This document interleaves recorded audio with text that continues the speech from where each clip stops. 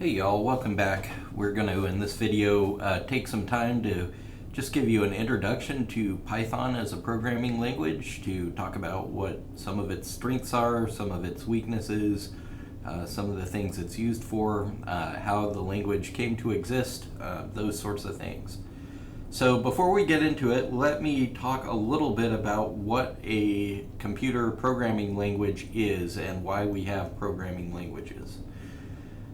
So the fundamental way that programming works, computers at their basic level process bits, zeros and ones. And so computers are very good at processing small pieces of information consisting of ones and zeros, adding, subtracting, multiplying, doing very basic operations very repetitively on small pieces of information.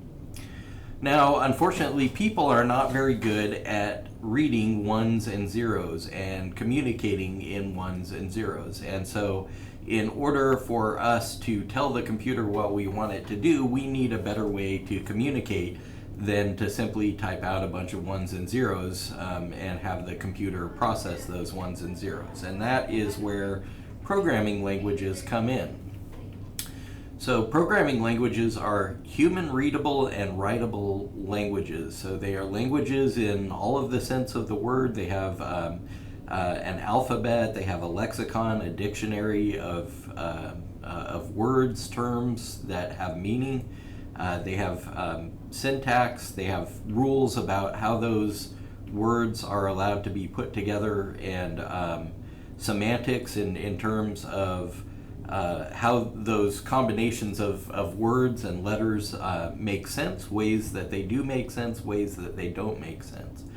And the key thing about programming languages is that humans are able to read them and write them, and so we can understand and create code in them. So on the screen on the PowerPoint I have just a few examples of some code from sort of a progression of languages, and you can, just looking at the code, kind of understand what it does in each of these languages. So the first one here in the basic programming language just says print quotation hello world. These, by the way, all do the exact same thing in 4 different programming languages. In COBOL, the dictionary is a little bit different. So instead of print, we have display hello world. And then in Java, some of you may be familiar, system out print hello world. And then Python is a little bit more similar to basic, where we have print hello world, but you'll notice that there are semicolons around it as well. But as humans, pretty much any of us can probably read each of these and have at least some inkling, some understanding of what the programming language means, what it's going to do. And generally that's the aim of programming languages. We want it to be something that people can read and understand, maybe with some training, with some education about how the language works, but it's supposed to be human readable. So then how does the computer then understand it? Because the computer is only able to understand ones and zeros. Well, then we go through a process of taking that human readable code and converting it, translating it, so to speak, into zeros and ones. It's not necessarily all that different than, say, if we take an original Greek manuscript from the Bible and we translate that into English. We're taking one language and converting it into a different language, and in this case we're taking the Python code, print hello world, and converting that into computer language, ones and zeros that the computer can read and interpret and understand.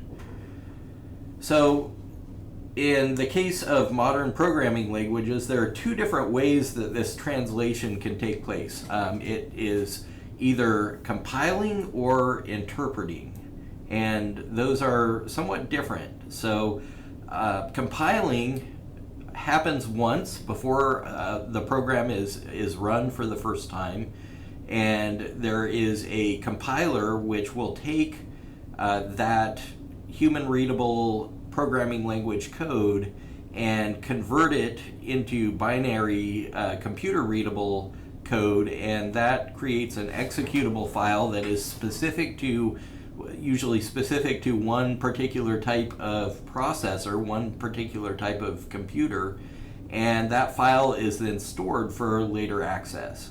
So some of the more popular languages that take this approach, C or C++ are both compiled language. On the other hand, interpreting happens when each time the program is run. The code is translated to binary, sort of on the fly as the program is run. Line by line, the interpreter will go through it, read each line, and convert it.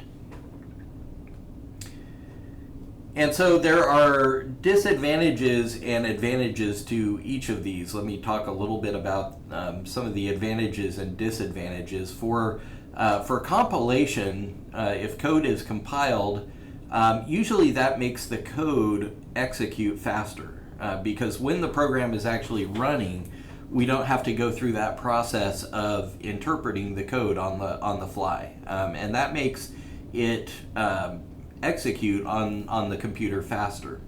Another advantage is that only the person who is writing the program has to compile it, and then he's able to distribute that executable file, and whoever wants to run the program doesn't have to go through that process of compiling or interpreting. It's already done for them.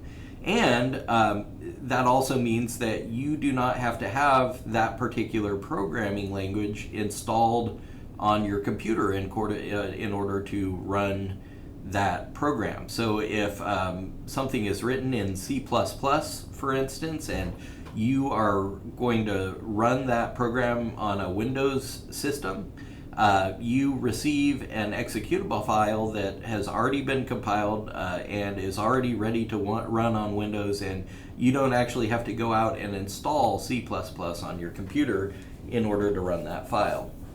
The downside of compiling is that the compiling process itself can be very time consuming. It can take a long time for that to take place. For larger programs, it can take hours or sometimes many hours for a program to be compiled from scratch. And then you also have to have a compiler for each set of hardware that you want to run. So if you want your program to run on Windows, say 64-bit AMD processor, you have to have a compiler that is specific to that. If you want your program to run on a 32-bit Linux processor using Intel chips, you have to have a compiler that knows how to communicate with that. And so the compilers have to be prepared to communicate with each particular type of computer architecture and translate the code into that. And then those executable files, once they are compiled, they'll only run on that specific computer architecture. So you can't take a C++ program that has been compiled for Windows and copy that over to your Mac and have it execute. It won't work. So on the other hand, interpreting, again, it happens each time that the program is run and the code is interpreted on the fly. And so one advantage means that you can run the code as soon as you complete it. There's no translation phase that needs to take place before you run your program. That has big advantages in some situations. For instance, in a web application environment, very typically on web pages, you will see JavaScript code embedded in the web page, and JavaScript is an interpreted language that can be downloaded alongside a web page, and it will run in your browser on the fly, and the browser will interpret that code and execute it. And that means that the person writing the code doesn't have to know what computer you have, what kind of system you're on. They don't have to go through any kind of compilation process ahead of time. They just write the code and make it available, and then the browser is able to interpret it. Now, one of the downsides, though, of interpretation is that it can be much slower because as the program is running, the interpreter has to go through line by line and figure out what your code is doing and translate it and convert it into that machine-readable code. That's going to take some time. And then the other downside of interpreting is that the end user will have to have a interpreter installed on their system. So in the case of JavaScript, that comes with all of the browsers that we use, Chrome and Edge and Firefox. Any of the major browsers now come with a JavaScript interpreter built in. But in the case of Python, a user who wants to run a Python program on their computer will have to download and install Python first. And so that does make a difference in terms of how you distribute code, how you share it with end users. If you are creating a desktop application that you want to run on people's PCs and you write it in Python, then part of the installation process will involve them installing the Python programming language as well. And until they do that, they're not going to be able to run your code. All right, so y'all will want to just be familiar with this idea of compiling and interpreting and be aware of it, and know that Python is an interpreted language. It is not a compiled language, and so it inherits all of those both advantages and disadvantages for what it means to be an interpreted language. Okay, so let me talk a little bit about Python as a language and where it came from. So Python was created by one guy, and it's kind of unusual in that sense. It was created by a man named Guido van Rossum, and he was a big fan of Monty Python's Flying Circus. Some of you maybe have heard of that. It was an old show, and back in the 80s and 90s, it was considered sort of one of the fundamental things that all of computer programmers were into. It was considered one of two nutrients that fed programmers, the other being pizza. And so programmers lived on Monty Python and pizza, and so Guido van Rossum, when he created Python, decided that he was going to name the programming language in honor of Monty Python. You may also be familiar with the movie The Quest of Monty Python's Holy Grail. That's a great classic movie from the same group that Python was named after. So Python's a little bit unusual because most programming languages are, especially more recently, are created by corporations, large groups of developers working. Python fundamentally, at its core, was just created by one guy who had a vision and decided to make something cool. But then one of the really awesome things about Python is that he quickly moved Python to become an open source project. And that means that anyone can contribute to the development of Python. It means that all of the code that helps Python work is all out in the open. Anybody can see it. You can know exactly how the interpreter works, what it's going to do, and you can contribute to developing it yourself if you want. So Guido van Rossum, in 1999, he defined 4 goals for the Python programming language. First of all, he wanted it to be an easy and intuitive language. And one of the things that really stands out about Python is that it is an easy language. It's an easy language to work with. It's an easy language to learn. We'll talk a little bit more about that in a minute. Again, his goal was that it would be open source. Anyone can contribute to its development. Anyone can see exactly how the Python interpreter works, what the code is going to do. He wanted it to be understandable, so the Python code, his goal was that you could read Python code just as easily as you could read a book in the English language, and somebody who knows Python would be able to understand it just as much as a native English speaker who knows English would be able to read and understand a book that's written in English. We can debate a little bit about whether that goal has actually been accomplished. There are a few features and techniques in Python that are maybe not real clear or super easy to understand and follow, but in general, I think the goal was accomplished. The language is very understandable and fairly plain and straightforward. And then he also wanted it to be a language that's suitable for everyday tasks, and that would mean a simple language that would allow for short development times. It's not complex, it's not obscure, it's something that you can sit down and write a piece of code and knock out a small project in, say, an afternoon of work, and have it work, have it tested, have it ready to go pretty rapidly.